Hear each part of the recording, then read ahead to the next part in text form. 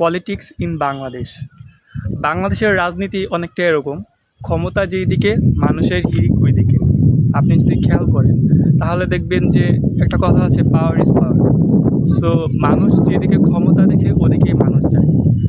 So আমরা এই সময় সবচেয়ে দেশ সংস্কারের এই ক্রান্তি লগ্নে আমাদের যে বিষয়টা সবচেয়ে বেশি আমরা এখন ফিল করছি সেটা হলো আমাদের বাক স্বাধীনতা। আমরা পূর্ণভাবে কথা বলতে পারতেছি, স্বাধীনভাবে কথা বলতে পারতেছি, সেটা আমাদের একটা বড় একটা অর্জন। কিন্তু এখন আপনি দেখবেন অনেকেই আছে যারা একসময় এক মতাদর্শে ছিল, এখন চেঞ্জ করে তার আর এক মতাদর্শে হবে।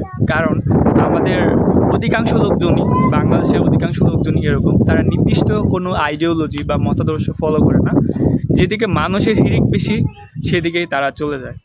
সো এই ক্ষেত্রে আমাদের যে বিষয়টা খেয়াল করতে হবে দেশ সংস্কারের, আমাদের প্রথা, আমাদের যে স্বৈরাচারী যে প্রথা, আমাদের যে নির্যাতন প্রথা বা শোষণ নিপীড়নের যে প্রথাটা, সেটা আমাদেরকে চেঞ্জ করতে হবে।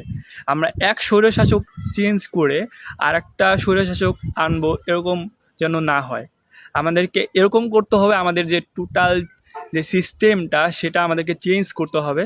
তাহলে কিন্তু আমরা একটা সুন্দর বাংলাদেশ গড়তে পারবো।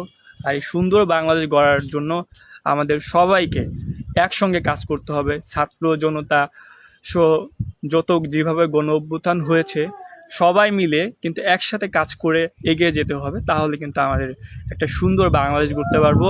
এবং এই যে প্রজন্ম, এই যে তরুণ প্রজন্ম, এই তরুণ প্রজন্মই পারে এই আগামীর সুন্দর বাংলাদেশ করতে।